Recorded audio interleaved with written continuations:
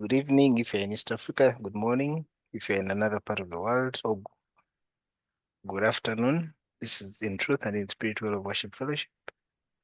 Today is Monday, the 25th of August. So we have our interactive Q&A session. Obviously, we cover topics from the Bible about God, life, religion, marriage, sex, prophecy, you name it, anything apart from politics. Not because we have all the answers to all those questions, but because we believe we all have a revelation about each of those. So we come here to share our different revelations, and then God, who is the Holy Spirit, continues to reveal himself to us through the various responses given here. Today we have a topic which I feel is quite important. It's about forgiveness, okay? And the power of forgiveness, healing, freedom, and grace. First of all, we're going to ask ourselves, is it possible to forgive? What is forgiveness anyway? Okay?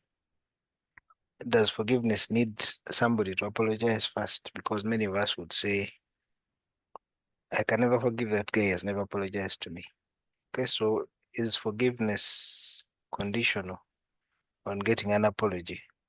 And even when it comes to apology, some people will insist on a genuine apology. So what's the difference between an apology and and a genuine apology? Okay. And of course, forgiveness in the broken world is a must because we all hurt each other. Like we've always said here, relating with people, it means you're going to hurt them inevitably.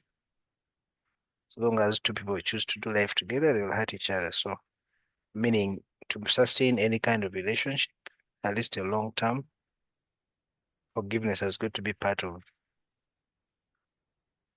the journey. And then, of course, are there things we should not forgive? When it comes to forgiveness, are there boundaries? Okay. Because some people will say, I can forgive this, but I cannot forgive that. In the context of marriage, some people would say, I can forgive maybe being beaten and all this, but once my man cheats, I'm out of the door, and vice versa. Many men will put up with so many things, but then when it comes to especially infidelity, they'll say, no, no, that's not a line that can be crossed. So are there boundaries when there's forgiveness? Does forgiveness always lead to consequences? Okay. Can I actually forgive you and you don't have to face the consequences? What is the difference between okusonyiwa and okwesonyiwa? Are those the same? You guys will help me with the English translation of those. Okusonyiwa and okwesonyiwa. What is that? So Forgiveness and reconciliation. reconciliation, is that okwesonyiwa? I don't think Conciliation is Octagon. yeah. No, I mean, not reconciling. Yeah. Okay, yeah. So anyway, you guys will help me with that. What I'm trying to say is the dynamics of forgiveness are quite difficult. Sometimes it's really hard to forgive. Sometimes the pain is fresh. Every time you think about this person who hurt you, the pain is really, really fresh. So it's quite hard. So today we're here to ask ourselves and to share. Probably personal stories would be helpful. And of course, like in the second hour, we'll try and ask, what does God say about this? What is the will of God when it comes to forgiveness? Okay. We always say as Christians, God forgave our sins. Is that even theologically correct? It died for our sins. Some people have gone as far as saying these cosmic games between God and Satan, why don't they forgive each other and we continue with our lives because we're just the grass that is suffering when these two elephants are fighting? Yeah, so those are some of the things we'll be discussing today. Why forgiveness and why it's hard to do. Can you forgive somebody who hasn't apologized? Or where the pain is still fresh? Can you actually forgive when the pain is still fresh? Okay. And then most importantly, how do you forgive yourself? Because sometimes it's easy to forgive another, but you never forgive yourself for some of the things that happened to you. I wish, if only I'd listened to my inner voice, if only I'd listened to my mother, if only I didn't. So why is it so hard to forgive, especially forgive yourself? And then, of course, we'll ask, what's the difference between forgiveness and reconciliation? And then, like I said, in the second hour, we'll talk about how God expects us to forgive. What is the will of God when it comes to forgiveness? So that's what we'll be talking about today. Welcome aboard. I hope all of you are well. It's good to have Priest Isaiah back here. He was away on ministry the whole of last week. So it's good to have him back. He's fresh. I think he speaks some Swahili now. So Isaiah, since your mic is on, let me start with you. Let me pick on you. What is forgiveness according to you? Yeah, forgiveness is excusing the culprit from what they deserve and giving them Excusing. the culprit from what they deserve and giving them what they do not deserve. It is not excusing the culprit and leaving them there. No, you must also give them what they do not deserve. That is why the word in the English language is forgive.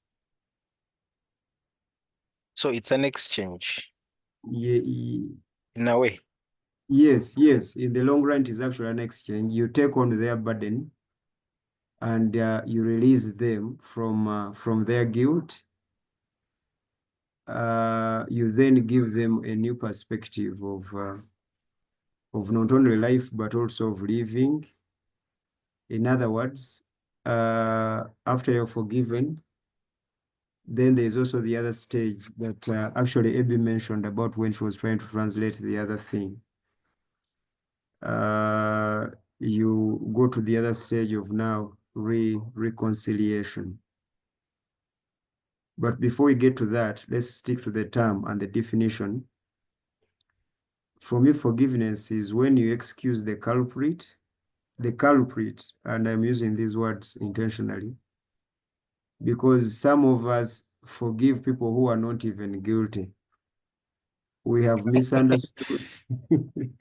We have misunderstood them. We don't have the facts at our disposal. And all of a sudden we are angry with people. We think they are wrong and yet they are not wrong. We think they did something and yet they did not.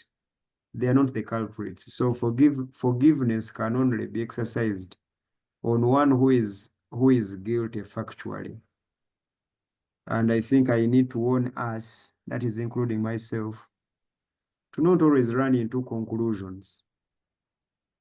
And then we start identifying people as objects of forgiveness. Not everyone needs your forgiveness, and not everyone qualifies for forgiveness.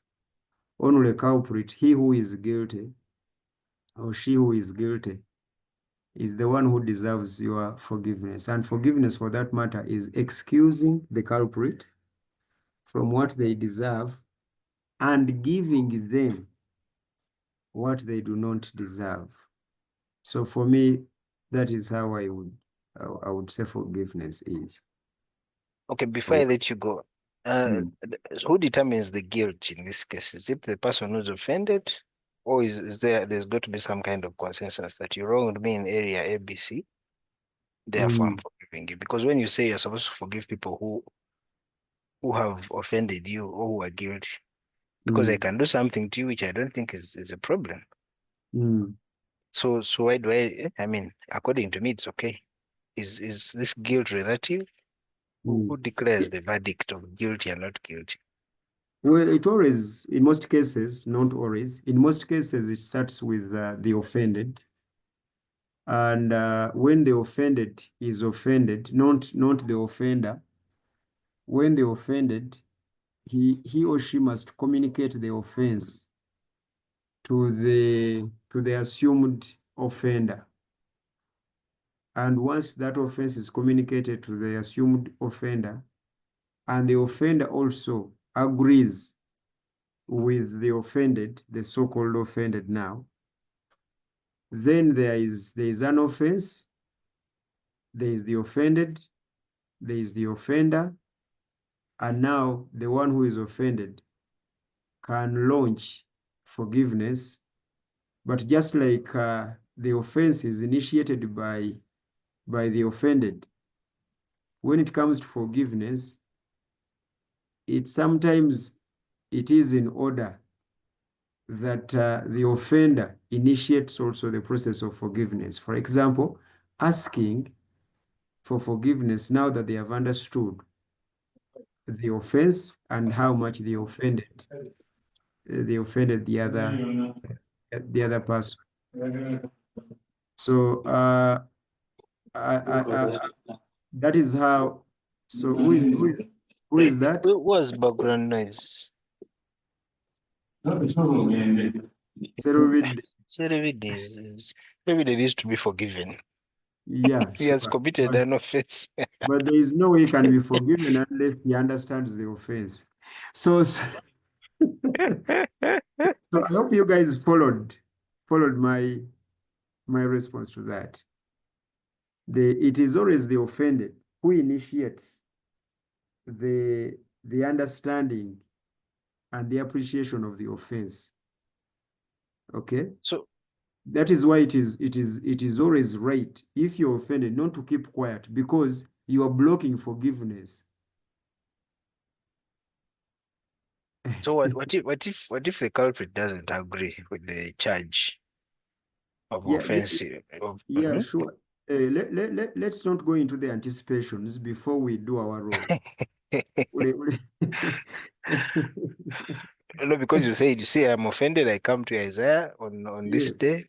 You either Uh-huh. said this or you did this. I was not happy with Yes. it. I was You see, wrong in ABC way. it is very Christian, and I don't want to go to the Bible right now, but it is Christian, or actually, it is normal and proper for sensible human beings to communicate whenever they are offended, and they must be trained in how to communicate how much they are offended. Okay? Because the offense can go unexamined. If someone is offended and they keep quiet, the offender will might keep doing the same thing, or might actually even not do it again, but they might walk away with it, not understanding how offensive their behavior was to someone, how offensive their words were to someone. So it is always the offended to take the initiative to communicate the offense. But in the event that the offense has been communicated, it is the offender who should initiate the process of forgiveness. Now that you have understood the offense and how you offended the brother or a sister, it is proper and sensible for you to ask for forgiveness. So that is the process. In responding to your question, who determines the offense? The offended. The offended. Because we do many things. Especially people like myself, who are public speakers, we offend a number of people. But if they don't come to us, we continue and we even go deeper into the offense. That's the unfortunate bit of the whole thing. Yeah, of course, one of the things we'll be talking about later is what then happens when there's repeated offense. Like the same thing is forgiven and then, it is repeated over and over again. What does somebody do? I think we'll get to that. Okay, so far you're saying that forgiveness is an intentional act on the part Yes. of the offended Mm. to approach the offender Mm. and stating the case clearly. Mm. And then it's up to the offender to either agree or disagree with the offense. Mm. And if they agree, then they initiate. Now you're saying the offender initiates the forgiveness. Yes, but the initial definition was, and I need to emphasize it because it is going to be crucial in our discussion. Our initial definition was that forgiveness, okay, is excusing the culprit from their deserved punishment. And that is act number one. Act number two, and giving them what they do not deserve. So you don't only excuse them and let them go. No, you must give them. That is why the English word is to forgive. You give. You do it for someone who cannot do it for themselves. You give. For means you give them what they do not deserve. For. 4. Then give. You now take the initiative and give them again what they cannot give themselves and what they do not deserve again. So there are 2 acts there. And those are very important because this is where the Kiganda word comes that says, namwesonyiwa. I excused myself. I avoided him or her. Now, namwesonyiwa is not forgiveness. Namwesonyiwa is excluding him for his bad manners, for his crimes. You exclude them, you avoid them. That is namwesonyiwa. Avoiding someone is not forgiving. Normally, when we tell people that, they say, but I have not done anything wrong to him. I am okay. I am in my place. I just ignore him. I just ignore him. No, that is not forgiveness. The process has started. You must also give. This is where this thing becomes very difficult. From that, Actually, that was going to be my next question. Is it humanly possible to actually forgive? Yes. Now we will get to that, but for me, I think it. Okay, thank you, priest. Abby, do you want to say something before you get on the road? Of course, we're trying to answer the question of what is forgiveness and why it is important. Yes? Why it is? Why it is important? Okay. Forgiveness, I think it's letting go.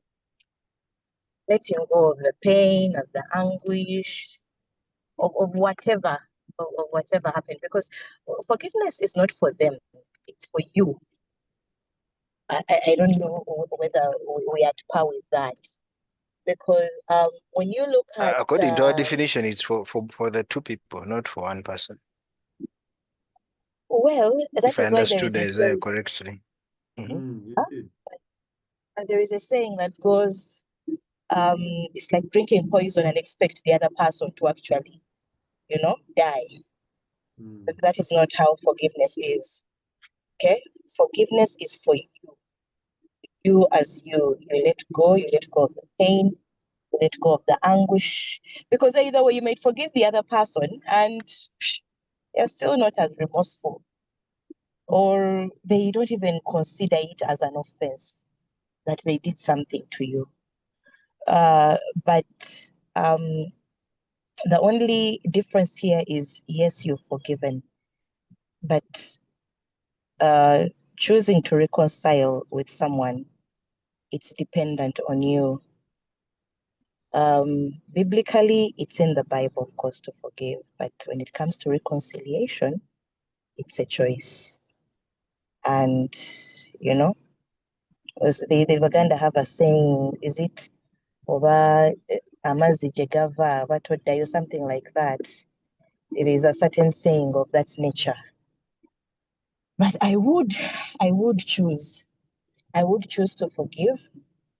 I would choose to reconcile, only depending on the gravity of the situation. As you said earlier on, what are those unforgivables and the forgivables? Forgivables are musoke yampisizaamu eggaali. Those are forgivables. But if musoke breaks my trust, that is something you should think about before you actually reconcile with this person, before you get back with them, before you even decide to place your life into their hands again. But if we have not yet tackled the part of the biblical side, then I cannot tackle scripture. But you know me, Mosoke, I'm all about scripture and doing the word of God. He tells us to forgive daily. And for each sin, you have to forgive 7 times, 77 times for each sin per day. If you read that parable very well, for each sin per day, that is how many times you should forgive it. So that is my retaliation of that, or my opinion on that. Thank you, Abby. One of the things you've mentioned is whether it's possible to forgive everything. I think that's a good question also. Omuchwezi, your microphone is on. Have you been following the discussion?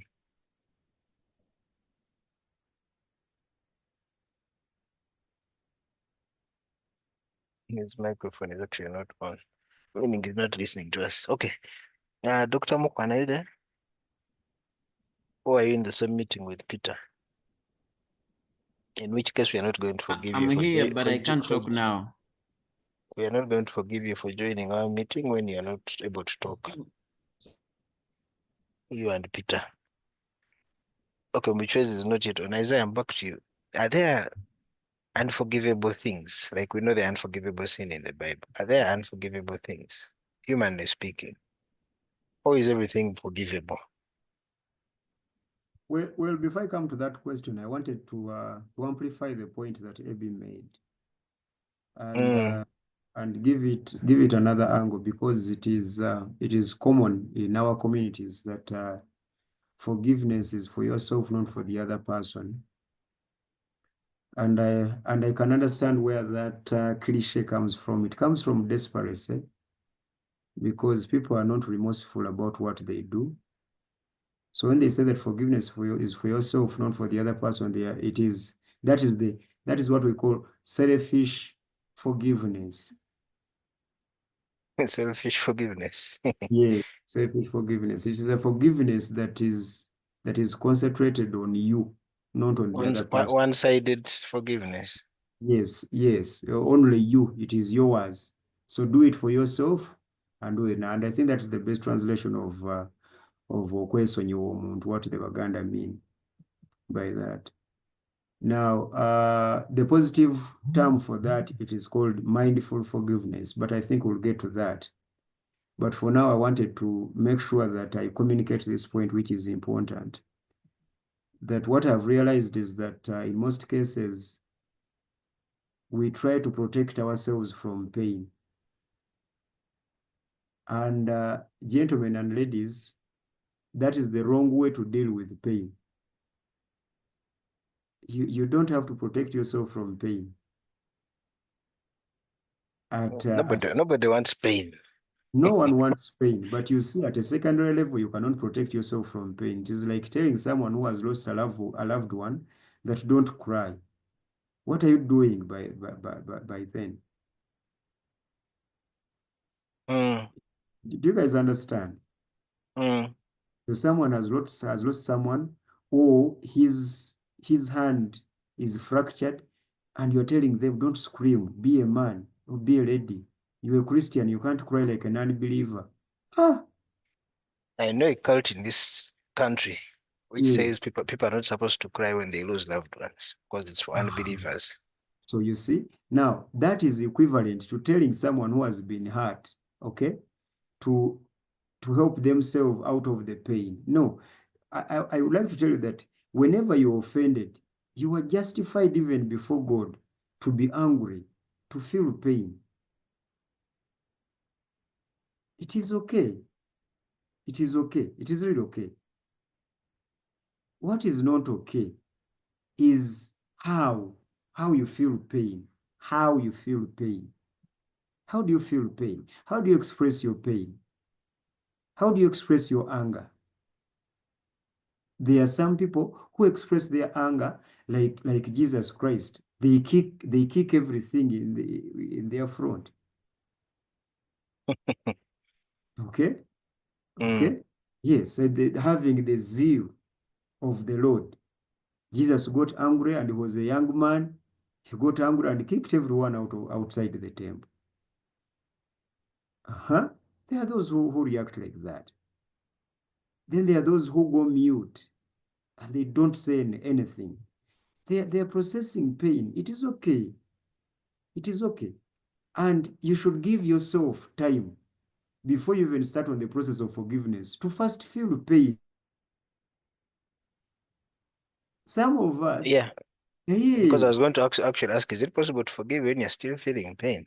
No, it is not. It is not. Stage one, first go through the process of pain. Look at the damage. Hate that individual as much as you can who hurt you. Curse them. It is okay. Yell at them. You see? And the offenders also must understand that the other offended is at a stage And that's why timing is very important. When do we approach Isaiah, the Isaiah that we offended? Whom should we go with?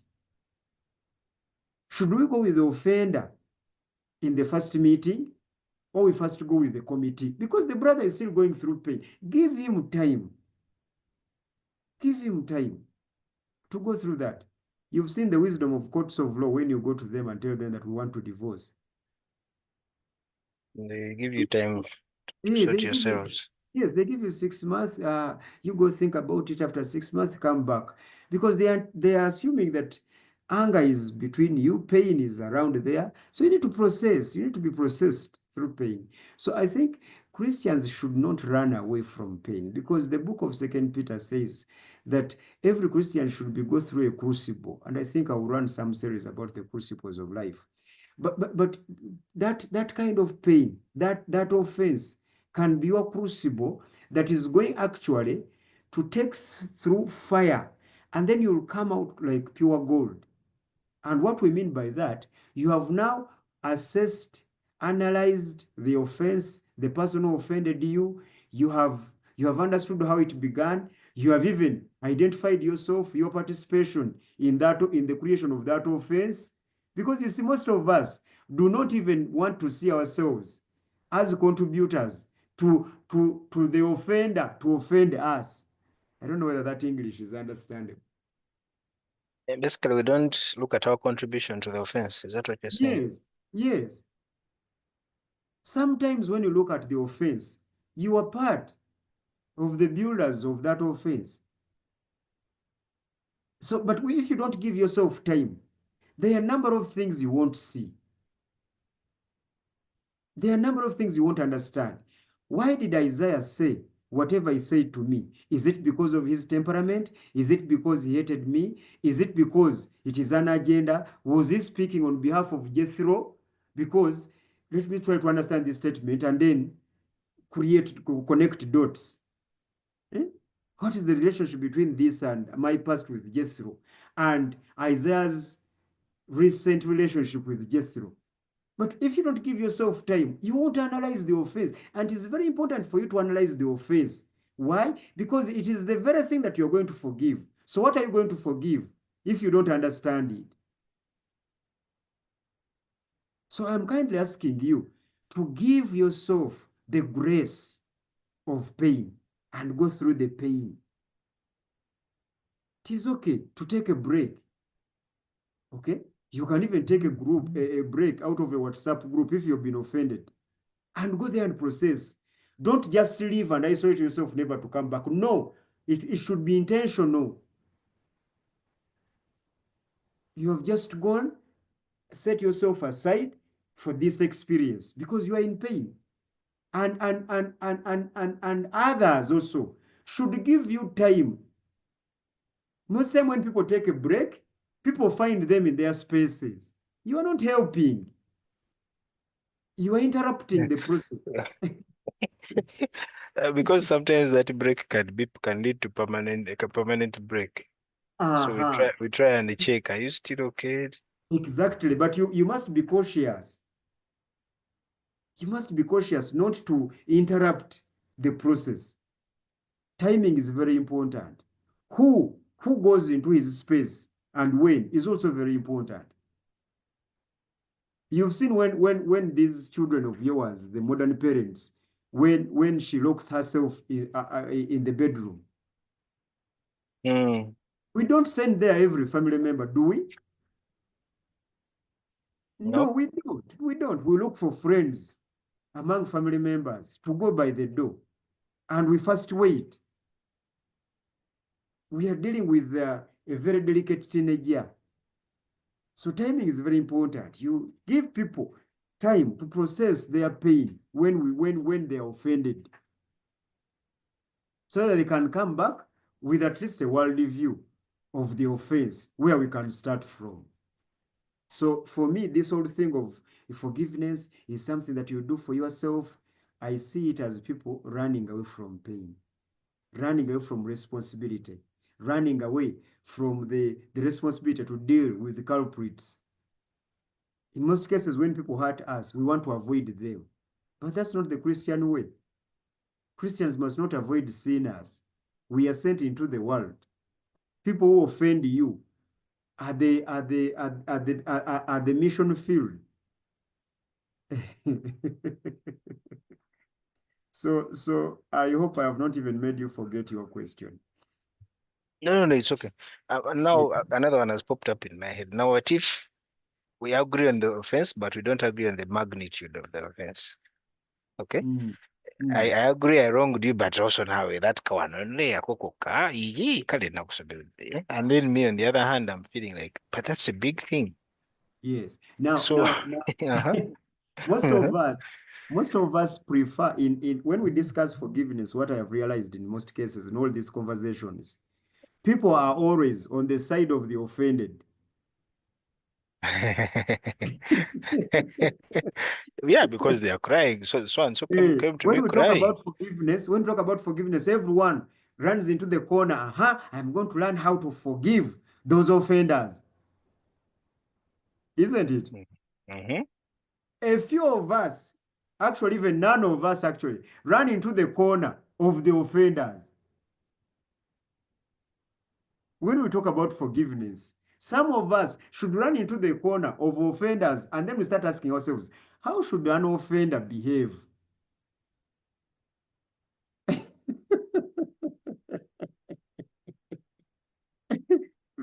Because when we talk about forgiveness, we all run into the corner. How should the offended react? How are we going to forgive these sinners? But who are those sinners? Those sinners are us. We are both the offended and the offenders, and that is in perpetuality. Today, you are going to be the offended. Tomorrow, you will be the offender. So when we are learning about forgiveness, let us learn both sides. How should we behave?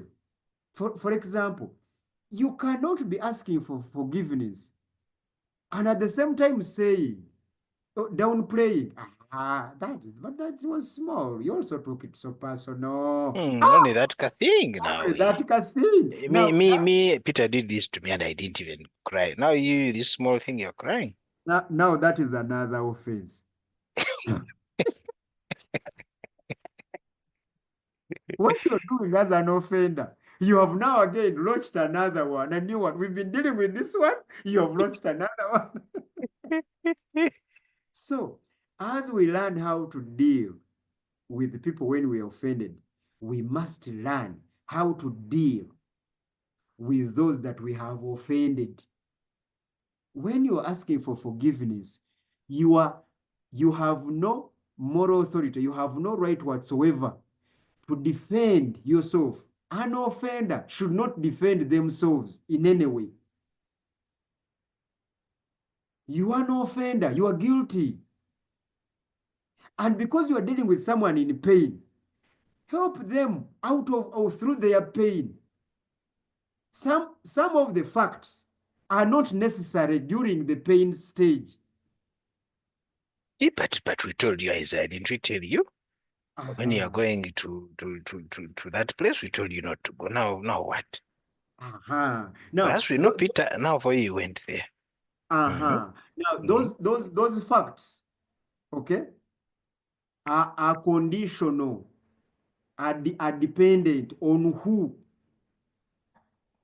Can Isaiah, can he manage that fact while in pain? Very few people can manage that when they're in pain. So, you, the offender, should be calculative and understanding to know, whom am I going to give a fact now? Some people do not need to be given facts while they are crying. No, they need to be given facts after the tears. Here, they only need a tissue and to side with them. When they say that Isaiah is bad, you must also have a chorus. Yes, he's the baddest. I agree with you. I agree. In fact, even me, he did this to me. He has hurt you so much, oh dear, he has hurt you. Oh, then after the crying, and then you start looking at things, and you say, but maybe Isaiah was trying to say this, but because of his weakness, he doesn't know how to communicate. Do you see how you communicate facts to weaklings? Why are you calling them weaklings? That is Because an they are offense. weaklings. Yes, they are. This is now outside the meeting, where the weaklings are not, because they are weaklings. A heart, an adult whose heart is like a baby. True. Yes, when a baby pours milk and the father beats them, they run to mommy. When they run to mommy, mommy tells them, "Daddy is what? It's bad. Daddy is bad. In fact, we shall beat daddy. You shall beat daddy." This is what some majority adults need when they are in pain. Offenders must understand that. Someone is in the process of pain. You don't say, you are grown up man. Isaiah. You keep us teaching these things, and yet you are the one who cannot even practice them. What are you doing to Isaiah? I'm also a human being. So Isaiah needs to hear that Rutembana is bad. Jethro is on my side. Now I'm going to see how Rutembana is going to defeat us when I'm with Jethro. Isn't it? And through that process, Rutembana should keep quiet as the offender and keep saying, "I am sorry, I am sorry." Then after the process of pain, we can now sit and talk about the thing on different grounds under different contexts. There, someone now can understand. So after you tell Sean, Sean is a grown-up man now. We now have the other. I tell by the way, we have now Sima. After you tell Sima that daddy is bad, isn't it? And it's now okay, and the tears have dried on his cheek, isn't it? Then you tell him, but you don't pour milk. And surprisingly, the baby will say, it is bad to pour milk. But already that is what? It's bad. Is bad. So the lesson of not pouring milk should be built on the foundation of daddy being bad. So the offenders must understand how to deal with those they have offended. It is one thing to be weak, to exercise a weakness against your fellow human being, and another to be wicked over the person that you have offended. It is wickedness to tell them, you are not the first. Kwenda huko, we wacha. That it is being indifferent, you know. You are being insensitive. You're being insensitive to what has been committed. Because whether you want it, okay, whether you are right or not, a person has been hurt. Can we concentrate on a hurt person before we go to what has hurt them? Because that is what the offenders need to understand. It is not always right to focus on let us be logical. No, a person has been hurt. We need to exercise emotionalism and emotional intelligence. Why? Because a person has been hurt. Whether they have misunderstood or not, a person has been hurt. Offenders must understand that. A person has been hurt. So go on your knees to put back or to help someone out of the hurt. And after you have helped them out of the hurt, H-U-R-T, out of the pain, now we can start discussing plans. We can start talking logic because they are out of the pain. They can now understand. They won't now misunderstand you when you speak. So offenders, when we talk about forgiveness, we are not talking about how the offended are going to forgive the offenders only. No, we are saying that today you're offended, tomorrow you'll be the offender. How are you going to behave when you offend someone? That is my idea, Mr. Moderator. Okay, thank you. Francis, your hand is up. Yeah, thank you very much, moderator and priest Isaiah. This issue of forgiveness and offending and the offender and who is offended, actually, for Pastor Mutawazi's information, I'm one of the people when this topic showed up, I first thought of myself as an offender. I didn't, I didn't look at it from the other point of view because I'm a broken sinner who keeps offending, and I offend as much as I'm offended. So You're an offense itself. I'm an offense, by the way. Now you Since I see, became a it was teen, I'm just an offense. offended you. No, actually, I appreciate being an offense. You see Yeah. people like Now, violence. yeah, yeah, that's really is. I'm not offended by being reminded that I'm an offense. Anyway, going back to there are certain two aspects which I want to comment about and raise questions about. One, that is perception. Over the years I've offended and I have been offended, I've discovered that many times what I've perceived as offense, after thinking about it, is not actually an offense. Someone can do something or say something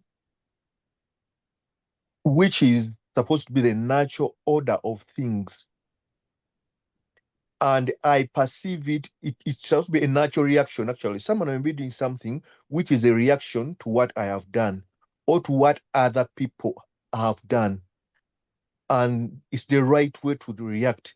But the right way to react offends me, and I feel that the other person has done wrong, yet that's how they're supposed to have reacted. Now, and the reverse is true. There are people in my life have done things, and those things are what it was ought to be done. What I did was what was ought to be done, and the person feels hurt, and they come to me, or somehow they express that I've offended them.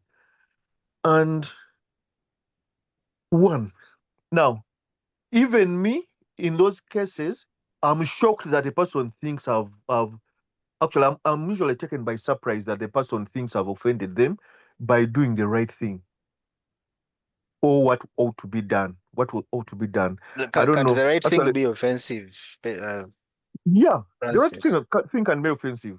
Actually, many times I've had conversations with, I've had a few conversations with, not many, a few conversations with Priest Isaiah, and he's accused me of being emotionally insensitive. I've told him about certain things whereby people have felt offended by me doing what I perceive to be right or what ought to be done. So now my challenge here is both sides, the offender and the one who has been offended. I think we should all as we think you are being offended, because this is something which I do myself. When someone does something to me, from my experience, I have to think a lot about it before I react. Actually, as those first emotions are setting in that this person has offended me, I always calm down. I always get into a corner with myself and think about it to see whether I don't fall in that pit of trying to misperceive what the person has done. Two, there is being I don't know how to deal with how to be emotional. Sometimes I'm caught up in a corner of trying to perceive, to deal with someone who think that I've offended them, and especially if I stay I spend lots of time with this person in my life. If it's someone whom I meet once in a while, I can act as if I am recognizing the offense, even if it's minor, or even if it's not an offense at all, to protect their emotions. But if it's someone I stay with and I spend lots of time with, if this person keeps perceiving certain things to be offenses, yet they are not done by me to be offenses, yet they are not offenses, then uh I'm I'm I'm I'm not helping them. I'm not helping this person. I feel I'm not helping this person by always playing them up to be offended, and treating them like a child, and calling, okay, Francis movie, or another person. Okay, sometimes it's another person whom they think has offended them, and I come in their conversation. If I keep pointing out that this person movie, yet this person is misperceiving offense, which is not actual offense, I think I'm not helping them, because I need to help them to, in the first instance, realize that what they are perceiving to be an offense is what ought to have been done, and they shouldn't be offended by it, because they are going to keep playing it up, especially if they are very emotional people. Actually, emotional people tend to take offense. I don't know, the psychologists are going to help us here. People who are naturally very emotional tend to take offense even with things where they shouldn't be offense. And if you don't help them, they may keep hurting, keep in that pit of being hurt, because they are taking on offense for things which they shouldn't be offended about. So anyway, maybe I need to be helped out in perceptions, because even offenses, many offenses are perceptive. It's a matter of perception of certain things. Yeah, certain things are gray, and someone is just perceiving it to be an offense. Other things are not even gray, but someone is just being touchy. There are some people who are very touchy and very emotional and touchy. Anything will. Actually, some people we are warned about some people that you mugende kompola, they easily take offense, and you're walking on eggshells around them. So to me, those people should be helped, not encouraged with emotional sensitivity. But anyway, I may be helped. I may be insensitive, as Musumba usually tells me. In some cases, I may need helping around such people. And two, there is something, I know it wasn't raised it is not part of the questions, but it's something which is we are taught as we are growing up in our religion, in our religions, that we should forgive and forget. Personally, with over years, I've struggled with this, because I've failed to forgive and forget. I'm one person. I don't hold. I get hurt. I eventually forgive, but I don't hold on to grudges or not forgiving. But I don't forget. Why? To me, it's a logical thing, not forgetting, because in a broken world, with broken environments and broken human beings we keep dealing with, if you if someone if Isaiah forgives Rugolobi for stealing something from him, and forgets about that, then you are risking Rugolobi doing it again, because Rugolobi is broken.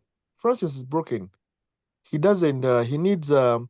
You need to know his weaknesses. If you forget about my weakness, which caused me to hurt you in the first place, then I'm going to hurt you again. Or I'm going to you are going to create the same environment under which I hurt you. So by you not forgetting, by forgiving me but not forgetting, it helps you to run away from the environment which caused the hurt. One of my best friends is someone who did something which hurt me a lot. After a few days, actually, I forgave him. But I've made it a point not to forget. I don't forget what people do to me when they hurt me, because these people are also as broken as me. They, they their brokenness makes it a fact that if I avail the same incentives to them, they are going to hurt me again. So I should make sure that I don't forget, so that it helps me not to remove the environment which will cause that person to hurt me again, or to so I think, to me, that's the logic of not forgetting. I may be corrected or advised. So I need help in there. I don't know whether you agree with me, or I'm wrong in that of forgiving but not forgetting. Thank you. Okay, that's the question number two. Let's first go back to the first one. Isaiah, what if the offender is right on principle? I told you, you're smelling. Why don't you go and bathe? So what if the person is right on principle, you're actually smelling, but your feelings have been hurt? What should happen in that case? Yeah, but moderator, I already responded to that question, by the way. Because I say there's nothing there's nothing wrong with being right. There's everything wrong with when and how. When are you right and how are you right? You see, someone is already hurt. Just because you're right that I'm smelling, you don't have to pick up a microphone on a party and state the fact on a loudspeaker. It is the approach. It is the approach. Someone is already hurt. So deal with the pain. Help him deal with the pain. And then after, now you can help him. This is what Elder Lugorobi is always arguing, because Elder Lugorobi is logical. He wants things to be in black and white, but that's not how human psychology works. Human psychology is tuned to some kind of hypocrisy. Okay? And this is how you take people out of hypocrisy gradually. You don't apply a paradigm shift. No, you apply an incremental shift, bit by bit, process by process, then you get them there. Because at a certain point... Pastor, to get you correct, do I have to be hypocritical also to help out someone who feels that? Yeah, you are just bastardizing it. You don't have to be hypocritical.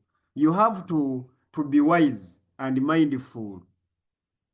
Because it is my armpits that are smelling. But you need Isaiah as a human being. But you're going to use the human beings and destroy the entire Isaiah. That is the wrong approach. It is the armpits. Let us deal with the armpits. Okay? Find some areas of my life to appreciate me and give me the butt as the armpits. And give me the color that it can be fixed. Even when they are smelling so much, tell them that your condition is not like that of Serubide. For Serubide, it was worse. Yours can be. do you see the psychology? I don't know whether you consider that to be hypocritical because you want to hit on the head. But if you hit people on the head, you won't restore relationships and you won't actually build them and make them better people that they can be. So, moderator, it is not wrong to be right in principle. It is not wrong. No. But like we said earlier, on whom are you being right in principle? Do they have that muscle? Do they have that maturity? Do they have those shock absorbers to perceive that and take it objectively without taking it personal? You see? Like, for instance, I know you iTiS guys. There are statements that I make here with all the freedom because I know that I'm speaking to iTiS people. But recently I was in Kenya and you wouldn't believe the Isaiah that was preaching. Did you record any of the sermons? We didn't hear. No, I did not actually record. I don't know whether those guys recorded. First of all, I don't know these people. Number one. Number two, there's something that I know. They don't know what I know. They haven't been with me so that they can understand me within the context. So that's the whole thing. It's called emotional intelligence. Because you want them to listen to what you are telling them, and you want them not only to listen, but to even act on what you are advising. So you have to try as much as you can. But again, Francis made a very interesting point. And as you struggle with that emotional intelligence, after that process of pain, you must help them grow. Now they are no longer smelling. Now you can talk about the causes of smelling. Okay? You can now talk about how many times do you shower in a day? How do you shower? Do you know how to shower? Then you start. Now here they are free with you now. They can tell you everything. Because you never contributed to their heart. And you participated in their process of pain. You helped them go through. Now they can trust you. So that is how forgiveness works. And that's how... Pastor, if I may chip in a bit, since you're answering that very question, there is something also which happens in reality, which may be hard to deal with. Someone can come to you, Pastor Isaiah, and they are convinced that you hurt them. But the instance, the circumstances under which they are convinced that you hurt them, you feel actually it's even insulting and hurtful even to you. You feel offended that they feel you get. I don't know whether you're getting me. Yes, I do. There are people who will come to you. They are hurt that you hurt them, and to you are convinced you didn't hurt them. But even by the mere fact that they feel you hurt them, now you also feel hurt and offended that they've hurt you. Now you are two two individuals now who feel you've been wrong. I understand. And now that there is I don't know now, and you are two adults or whatever, and maybe at the same social level and whatever, and now there is something there is you are between a rock and a hard place anyway. Now, in Luganda no, stop, Francis, pause there, because we will lose the point. Okay. Here is the point. When people come to you and they are in pain, okay, a pain that has been caused by a misunderstanding on their end, because some people will misunderstand you and they are in pain, and their pain, what they call an offense, is based on their ignorance, is based on their misunderstanding, is based on their inability to assess and analyze matters. Now, the wrong thing that we normally do is to take them through how they are wrong. That is the wrong thing to do. Because, again, let me use an African family example. In where I come from, where I grew up, when an elder son fights with the younger and they run to the parents, the younger one is always right. True? Yep. And keyword, always right. For only one reason, he's young. And if they're fighting for something, even if that thing belongs to the elder, they tell the elder, give it to him. And in some instances, the elder cries because it is unfair. It is unfair. Then they say, don't worry. He's just going to pay it. He will bring it back. Just give it to him. Why? Because he is young. Now, this is why I struggle with my elder Francis. I know I tell him that because he misunderstood in the first place, how sure are you that he's going to understand you now? Have you guys understood what I've just said?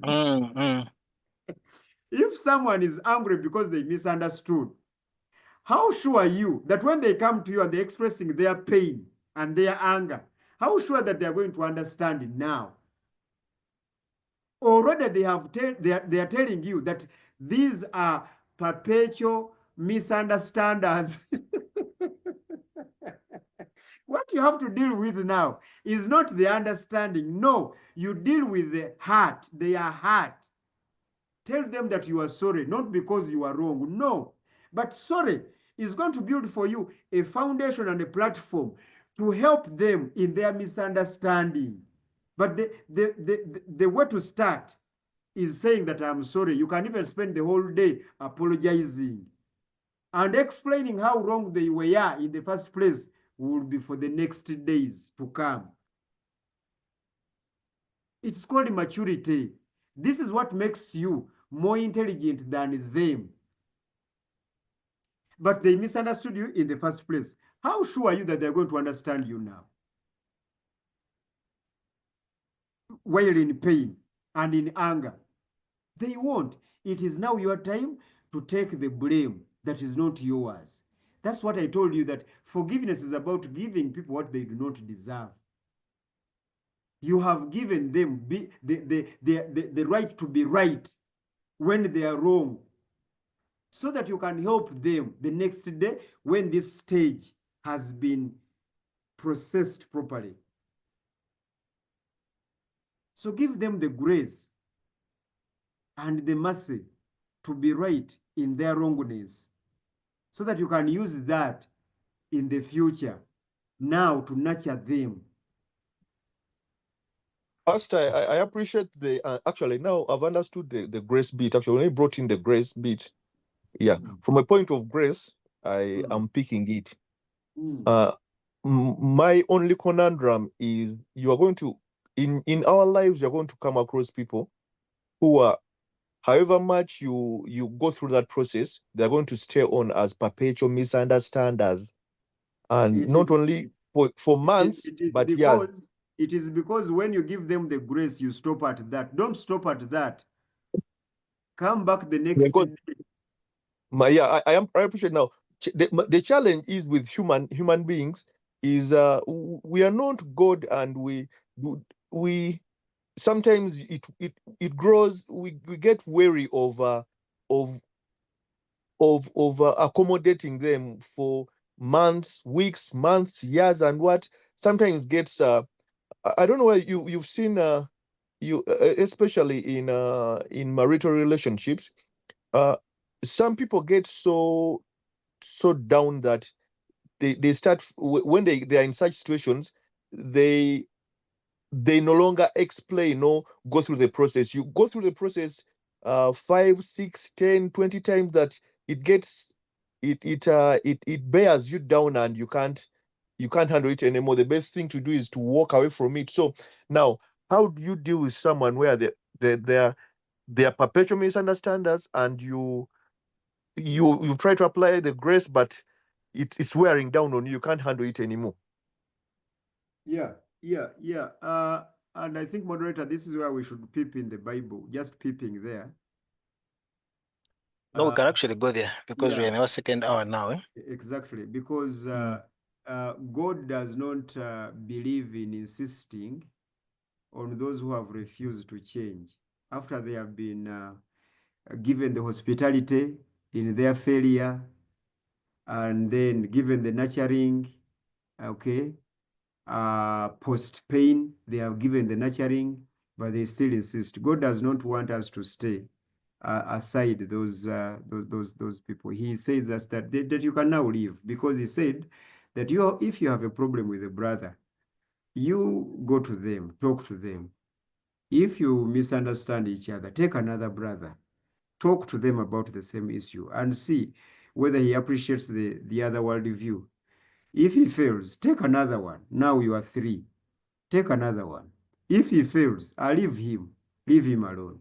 So, Elder Francis, forgiveness does not, I'm not teaching the forgiveness to stay after you have done all that you have to do. No, I am teaching people to do what they have to do. I am telling the offended what they must do. I am telling the offender what they must do in the event of an offense between them. And after you have done all that, and you have covered all the stages, and the situation is still the same, excuse yourself. You have to excuse yourself from the culprit, because he's not only weak, he's wicked. Okay, thank you. We are done with the first hour. This is In Truth and in Spirit World of Worship Fellowship. Today is Monday, the 25th of August. And this is the Q&A session where we tackle something, typically from the Bible, from life, from religion, from God, philosophy. And today we're dealing with an important issue of forgiveness.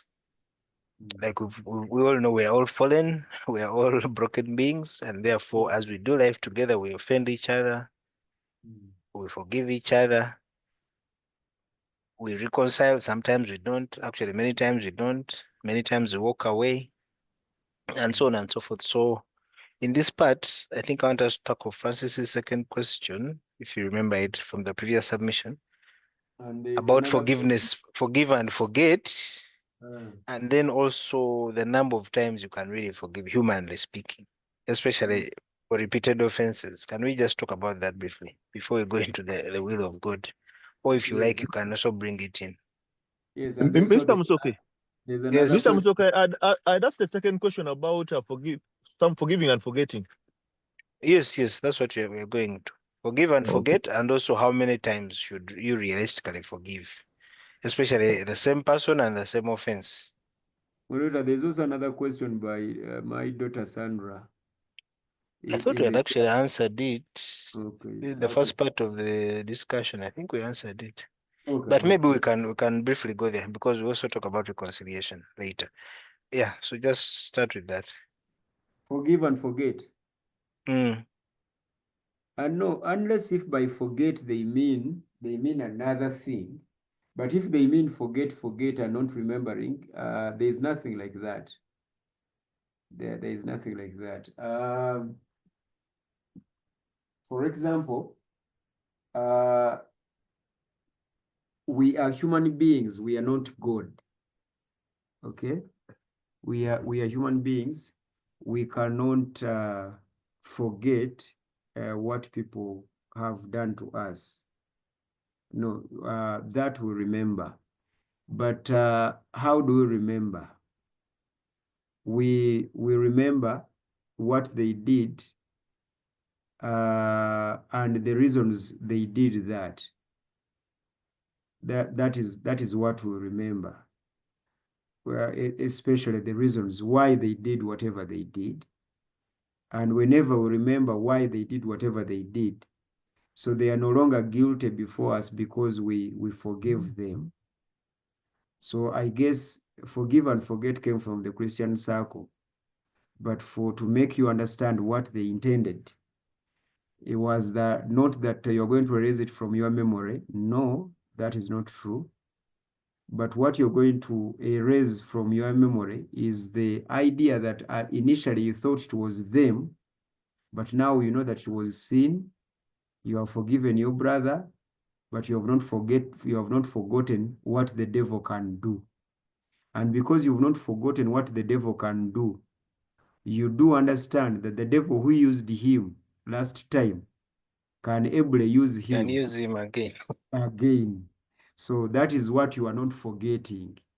And it is not only one-sided, you are also remembering and therefore not forgetting that the same devil who used Isaiah can use you, Jethro, now this time round. That's why I told you that we are not permanent offenders or permanent or those who are offended. No. Offendees. You will offendees. Okay, fine. We can switch places because we do not forget that the devil who uses the offenders is the devil who uses the next time the offended or the offendees, as you have put it. So I want us to understand what that means. It doesn't say that I forget. No. In fact, it is healthy.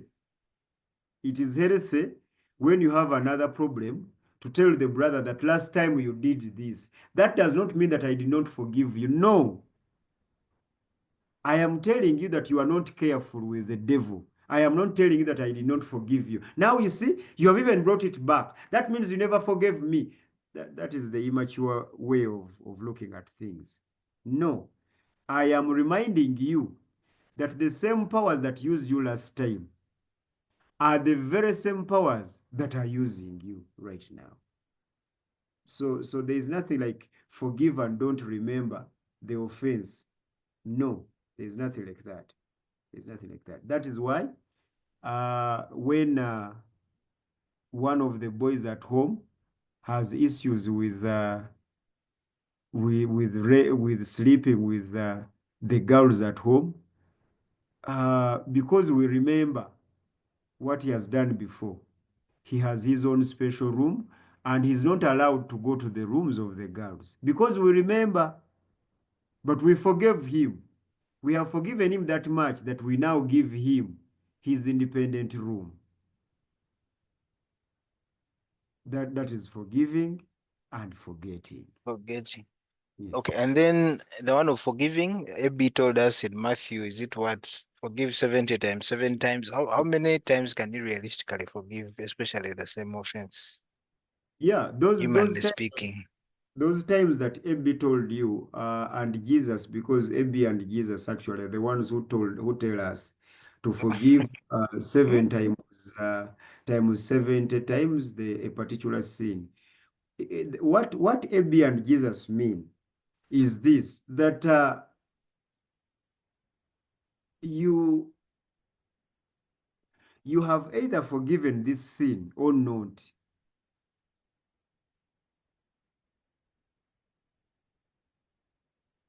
Mhm. Are you guys following? You have either forgiven this sin or not. Because when you forgive someone of a particular sin, do not expect them not to sin anymore in the same way.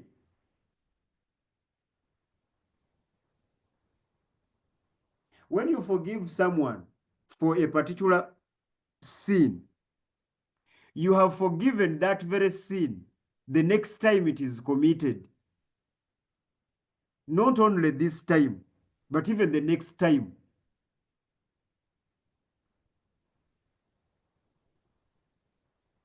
To use now a particular example, because you are not willing to share your wife with another man, that is why you do not forgive adultery. But if you are willing, you forgive adultery. Does that now make sense? Come again? Because I earlier on asked, are there things which cannot be forgiven, really? Good. Uh-huh. Good. Because you are not willing to share your wife or your man with another woman. Mhm. Because you are not willing to share your spouse with another person, you do not forgive adultery. That is why in Matthew chapter 19, that is smuggled in to teach monotheism, okay, insists that except for the case of adultery, but anyway, I'll come back another day. Let me hold myself not to go there. Because you are not willing to share your spouse with another person, you don't forgive adultery. But when you forgive your spouse adultery, you are willing to share your spouse with another person. Ah,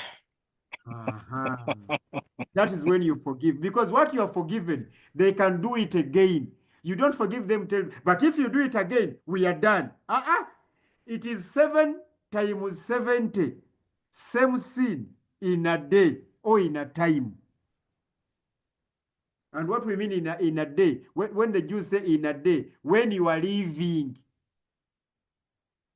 they are not saying that, it was yesterday. Yesterday I forgave you 70 times 70, not today, in a day.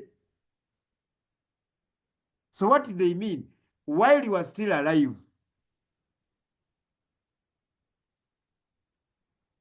This is why, because you are willing to live with your child who is a thief.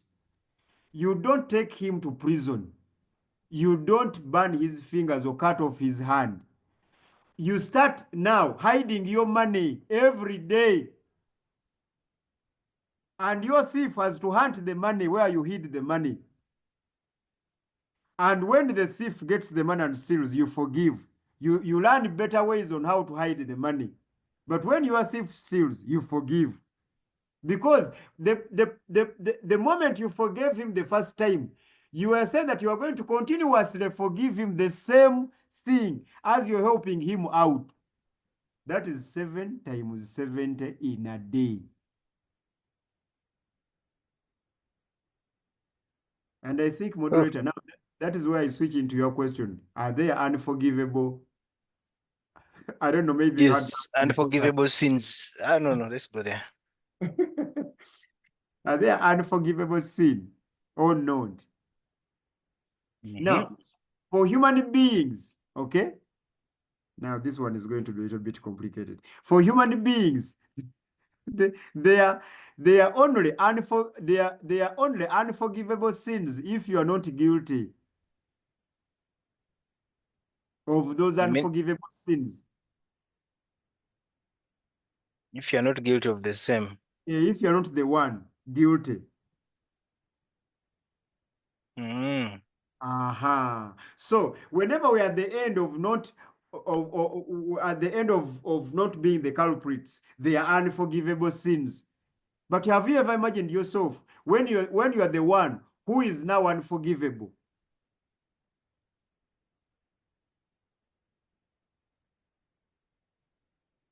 Because we all want forgiveness. We all want forgiveness.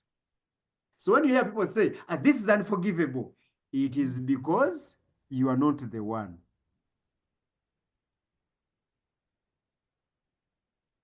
So as far as human beings are concerned, if we are fair and truthful to ourselves, there are no unforgivable sins.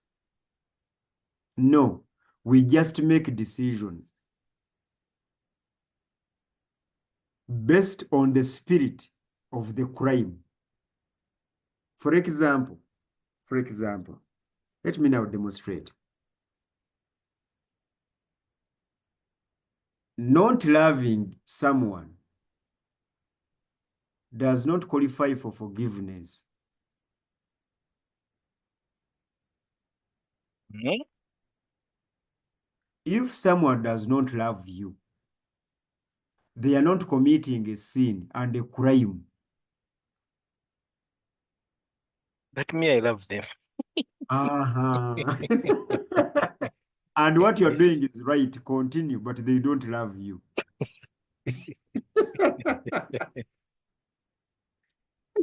You are doing the right thing to love them. It is okay.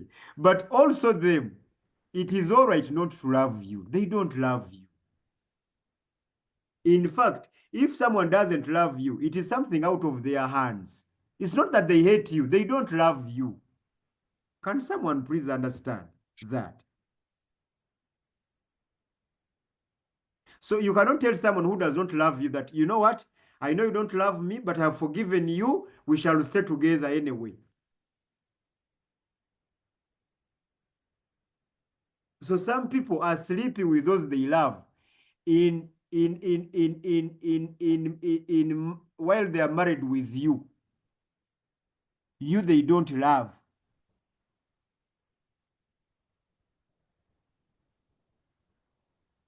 So it is better to let those people go to the people that they love. You are holding them hostage.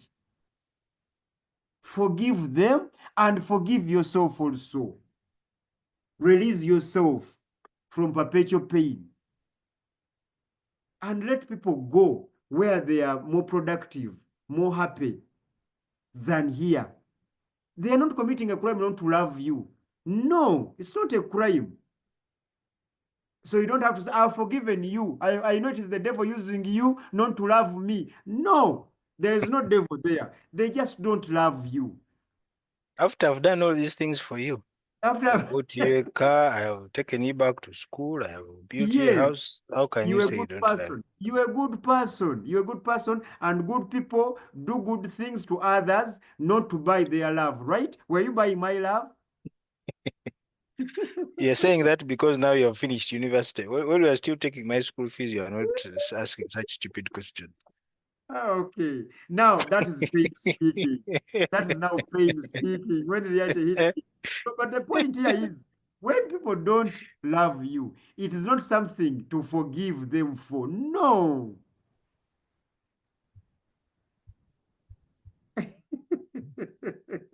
It's not a crime. No, it is not a crime. It is not a crime. Stop taking it personal that so and so doesn't love me, so I need to forgive them for not loving me. No. They are sleeping with the people that they love, but in your marriage. So release them.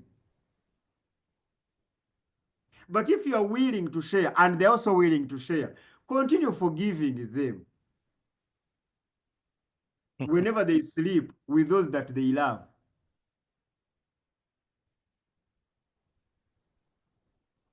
In fact, I wish I could say this. If someone is sleeping with someone they love and someone they are in love with, and married to the people they are not in love, they actually, whenever they sleep with you, it is when they are cheating.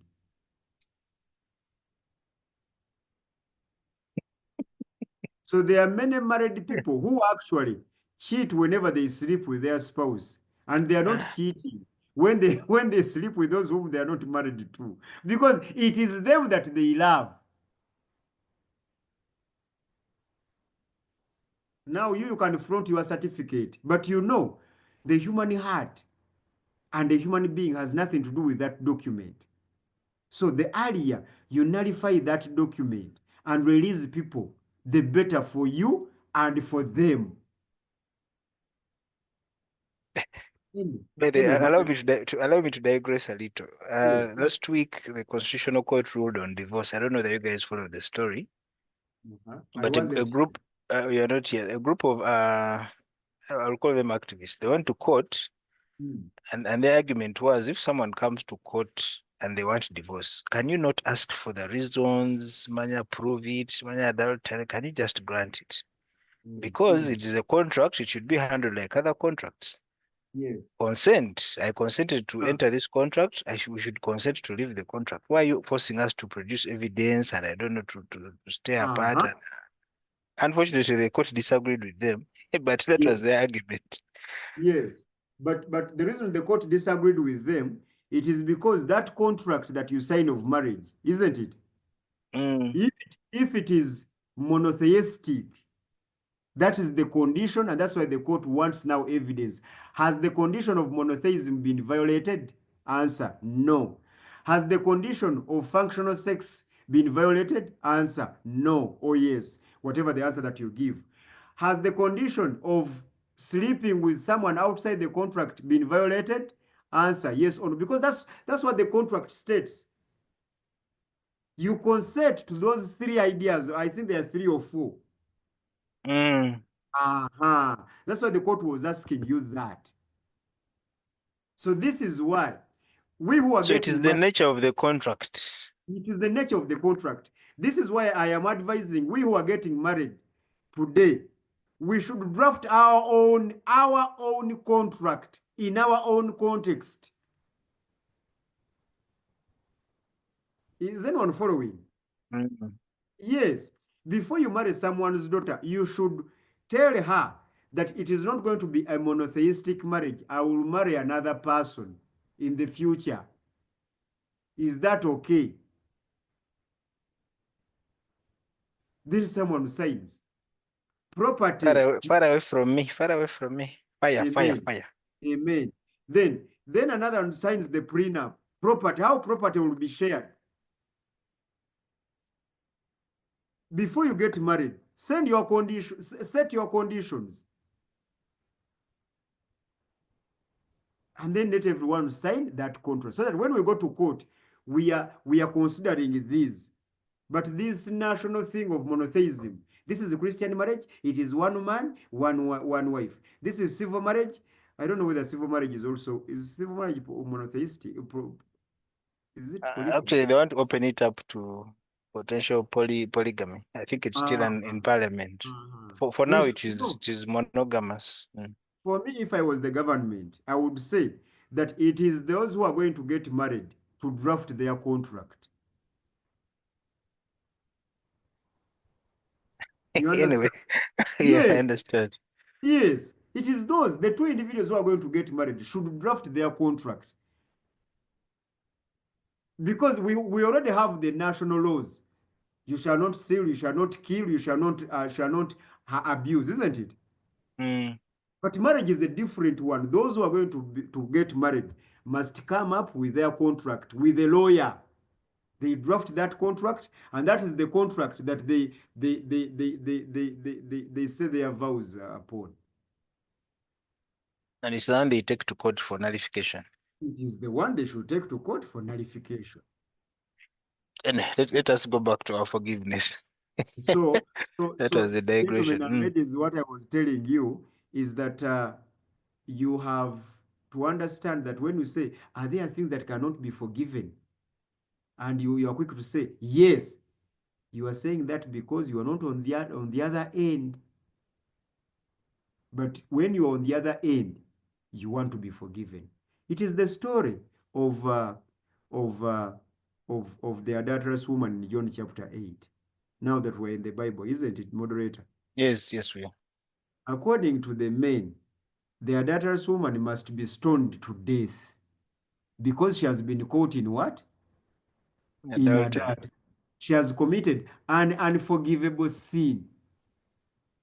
What Jesus does in that story, she drags the accusers to the side of the unforgivable sin. And then he asks, can we stone now? Can we start stoning?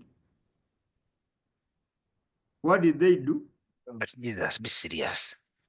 Be serious. We even have we have witnesses here. What are you They saying? told, yes, yes, you have witnesses, but I'm also the witness now. Do you know what they told him? But this thing can be forgiven, really. I don't know why we wanted to stone this woman. I even had somewhere to go. What were you even thinking? What we're even thinking. Now that they're on the side of the adulterous woman, the unforgivable sin, now it becomes forgivable because they are now also one and the same with the unforgivable. So, gentlemen and ladies, let us be Christians, not only in words, but also in heart. Are you really saying that if you were the one in that position, you wouldn't be forgiven? Or you wouldn't want forgiveness? You wouldn't want forgiveness? The answer is I would want forgiveness. I wouldn't want to be stoned. So there are no unforgivable sins in human beings.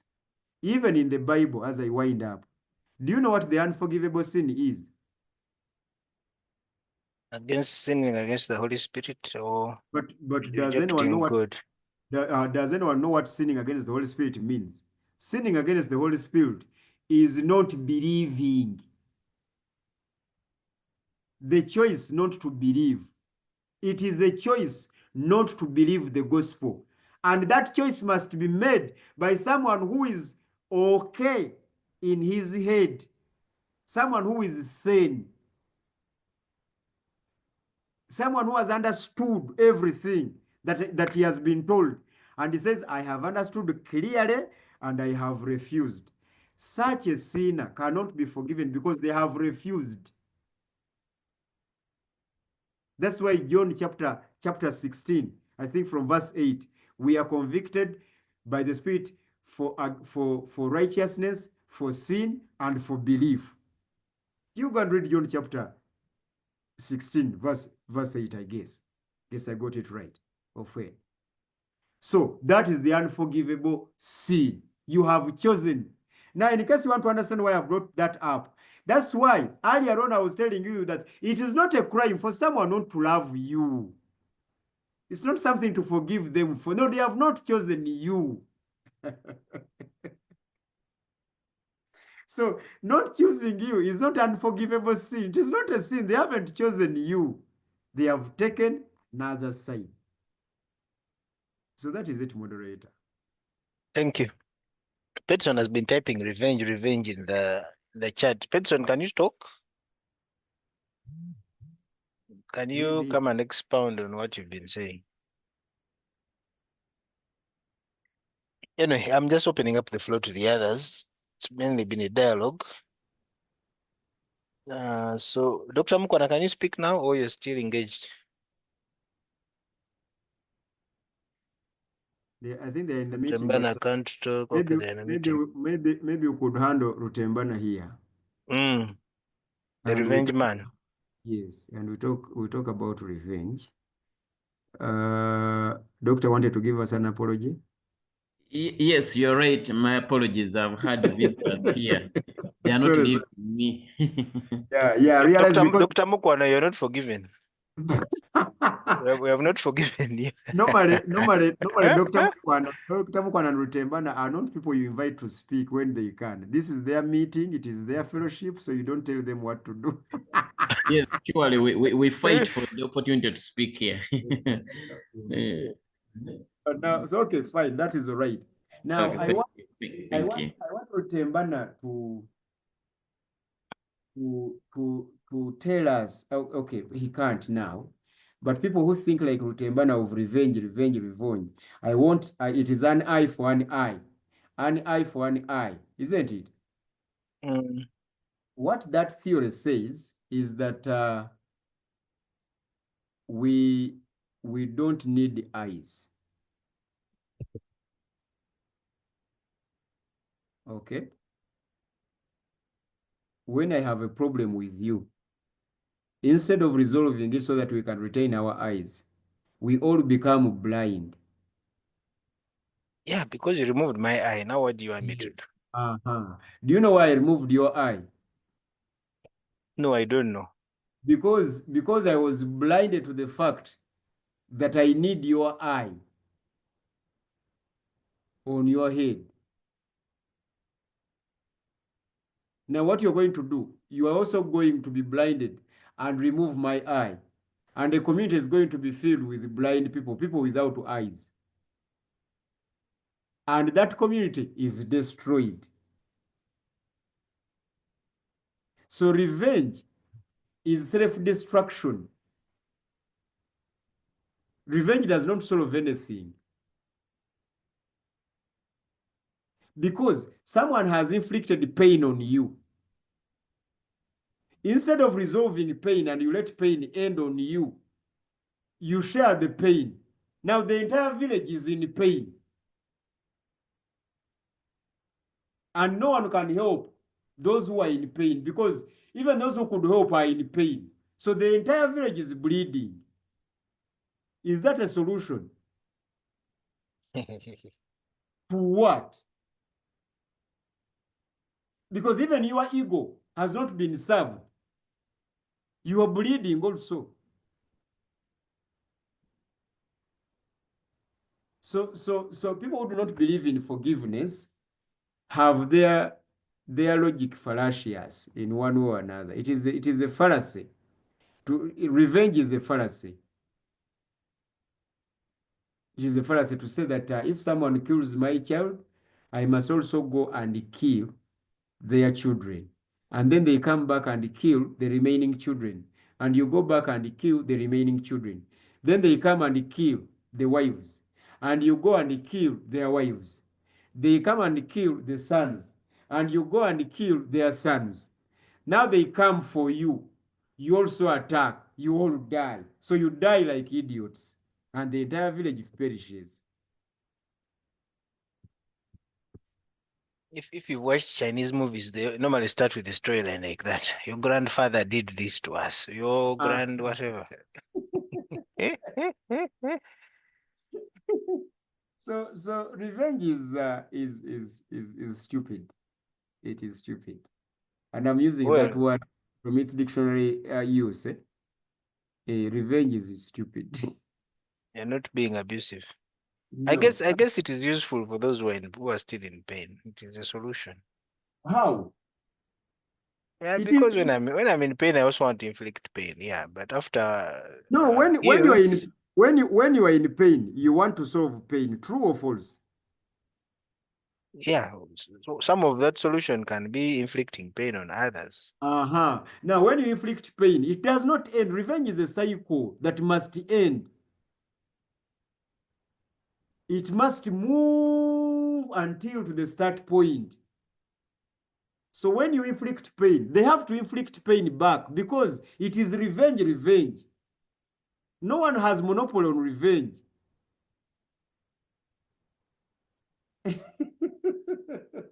Now, the beauty with forgiveness is that one has monopoly on forgiveness. I am the one now to initiate. And I forgive you, it must end with me. And it ends with me. Then there's restoration. Then there's reconciliation. But if you insist on revenge, that cycle must move back to the starting point. Now you actually were giving us a testimony of the Chinese movies and the Japanese. Your great-grandfather killed my father. Now I'm going to ask you, the man that you're going to kill, doesn't he have children? He has. You have killed their father. They also now have to come. Now when they kill you, you also had children. Now your children also, so you killed our father. So how many fathers are going to be killed in the name of our? The entire village. That's what revenge does. The revenge gives you that satisfaction. He killed my child, I have killed his. Good. What about yours? Because that thing that you feel, that satisfaction that you feel, another poor-minded person like you needs it. And that is how villages perish.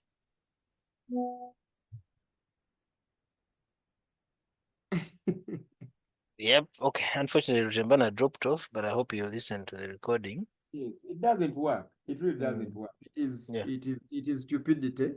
It is the devil's way of destroying entire families. Someone says, this HIV was given to me. I have to give it also to others. Does giving it to others heal yours? No, misery loves company. We suffer together. No, you see, it is stupidity. It is fallenness. It is brokenness. Okay, we have 13 minutes to go. Francis, your mic is on. You want to say something? Francis? Did you unmute by mistake? Okay. Tom, you've been quiet. I've been following. Mr. Samba, Okay. Yes, Francis. sorry, I was my network had gone berserk, but I just wanted to give a very quick follow up example of trying to revenge and things going very sour. I have an acquaintance, slightly friend, who so many years back, over about 15 years ago, this lady, the man was sleeping around a lot, has a husband who was sleeping around a lot. So she came to me and told me, Mukade, my husband is sleeping around a lot. I'm hurt. Is what? Then I told her, hey, forgive him. What? The lady said, no. So musonyiwa. Nangenda chimukola. Nogamba choge no mukola. It will come back to haunt you. It will boomerang on you.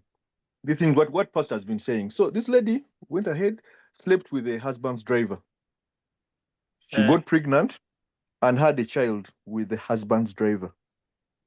Now, the husband feigned ignorance, like he didn't know what was going on, but he knew. Now, the husband also revenged. Now, the husband's revenge was colossal. It broke down the lady up to this day. What the husband did, the lady, around that time, a few years after birth, 2 years after, about a couple of years after the birth of this son to the driver, she was still in the guy's home. The lady brought a niece, a niece, yeah, a daughter to the sister. The lady's sister's daughter was in senior 2. She came to stay with them. The man slept with the daughter and got her pregnant several times. And but the girl was having miscarriages. So when the girl was after senior 4, the guy rented a house for the girl and got furniture split the furniture which was at home, took some furniture to the girl's place and left some furniture home, and made sure that the woman knows. And the guy used to sleep with the girl, well knowing that the woman knows, in the same house. So that one is just to show you that sometimes you may think you are revenging, but if the other party revenges also for the revenges in response to your revenge, sometimes the magnitude of the revenge may be colossal and you may not recover from it. Yes. It never Yes. ends well, basically. Yeah, the an eye for an eye creates a blind village. It creates a blind village. Now you can see how sinful we are. You'd rather have a blind village. You rather have a blind village. Anyway, we have 9 minutes to go. I think we need to start concluding this. Tom, I guess you can't speak. Abby, still on the road. Just wanted to get your parting shots on this matter. You and your Jesus who told us to forgive 70 times, 7 times. Anyway. Yeah, forgive people. Forgive. Forgive. 1,000 times forgive and let go.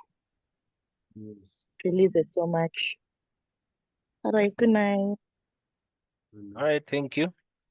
Yeah, in the last few minutes, let's just go into maybe some of the practical ways we can actually approach this forgiveness.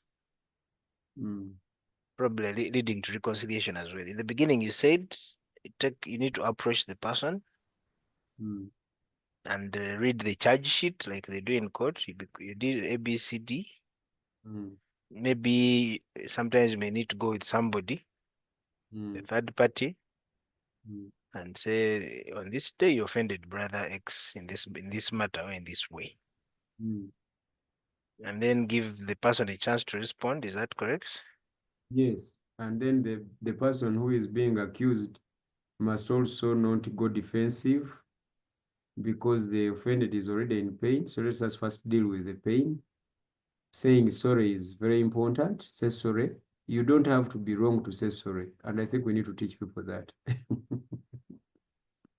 Mm, Yes, you don't have to be wrong to say sorry. You can even say sorry even when you are not wrong. Why? Because you're protecting a brother, you're being a brother's keeper. So those are the practical ways that we talked about. mm, But there's a starting point. The mm, starting practical point is this one. Jethro must expect that Isaiah is going to hurt him at a certain point. You must prepare for that and not be shocked. Okay? mm, Yes, and because you know that Isaiah is going to hurt you in at a certain point, you don't trust Linda with Isaiah all the time. Because you know Linda will create problems between you. Okay? mm. So good fences make what? Very good neighbors. Uh-huh. So by building those fences, you are building fences of forgiveness. There must be fences of forgiveness where you protect your relationships with some people because you know their weakness, you know. So those are the practical ways of how to go with forgiveness. You have to anticipate an offense and protect a brother from that. Mm, Graciously protect a brother from that. But in the event that they have broken through those fences, then now you start dealing with the hurt. How have you been hurt? You deal with that first. And then stage 2, you now start now giving them what they do not deserve. That is reconciliation. That is nurturing them. That is helping them recover from their wayward behavior that keeps hurting you. It is a process, and you work with someone until you get there. Until you get there. And the only way to do that is to be patient with them. I am a testimony myself with you people of iTiS. You remember when we met, the, mm, the kind of person that I was. And today you see the kind of person that I am.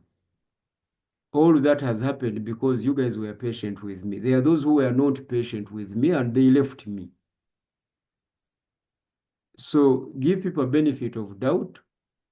Persevere people. I'm using that term persevere because it is perseverance really.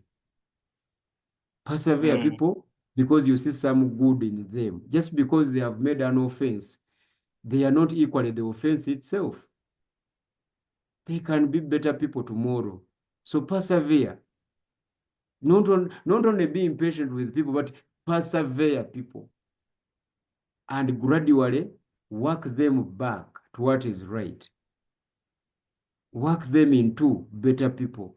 Because sometimes you throw away gold just because it is in the latrine.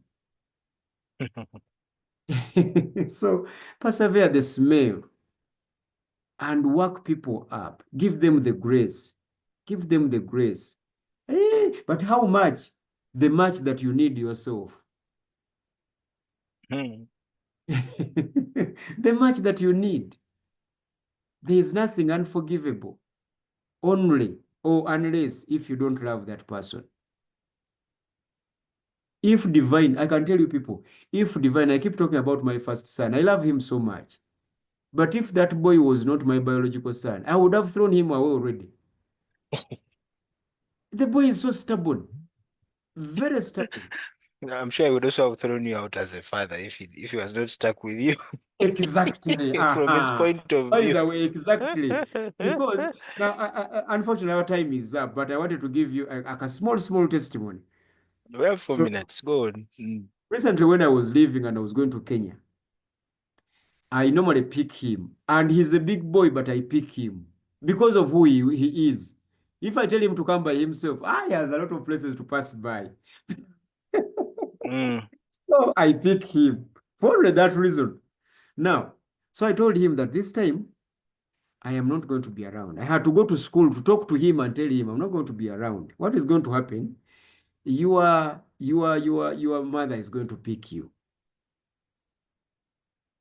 So he said, okay, fine. That's okay. That's okay. Oh, you're not around. Okay, fine. So I left. I am in Kenya, and the mother is calling me on WhatsApp call. I came to school at 8. It is now is now 2. I I've not haven't seen, seen the version. I have not seen Divine. He is nowhere at school. The woman struggled, asked the teachers, asked one, did he sign out? No, they have not seen him. So the boy disappeared. So I told the mother I think it's now by 5. I told him, no, go home. Go home, that's all. So she went. So when she reached at home at around 7, the gentleman came. They asked him, where are you coming from? He told them, I was in the lab at school. Now, the mother told me, why are you crying? If you died today, this boy will die. Because there is no any other person he fears except you. Now that he knew that you are not here, he couldn't. He went to his way. That is the man I talk to. I have beaten. We have fought.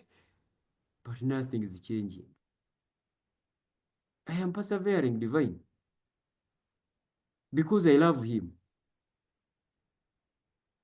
I share this story to tell you that you cannot forgive a person whom you do not love. Let us not pretend. The reason why we deny people forgiveness, it is symbolic with how much we love them, how much we need them.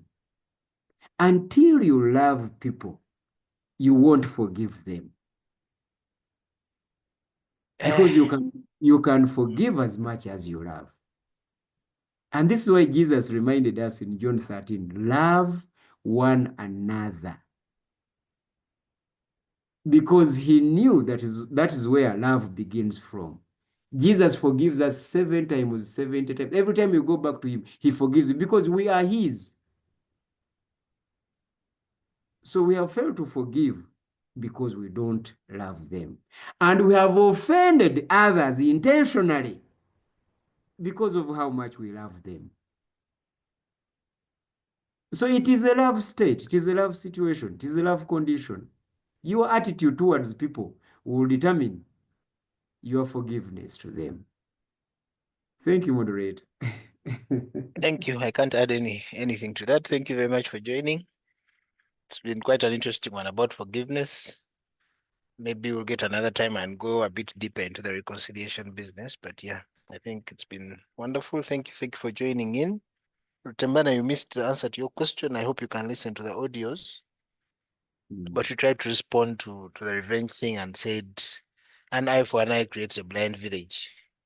And there's no end to that cycle. So I think it's really just pain speaking and brokenness, but it's not a good idea. But you can listen to the audio and obviously you can always come back and agree or disagree. We love to disagree, so please come back and we disagree. So thank you for joining in. It's been wonderful. See you on Thursday with our social discussion.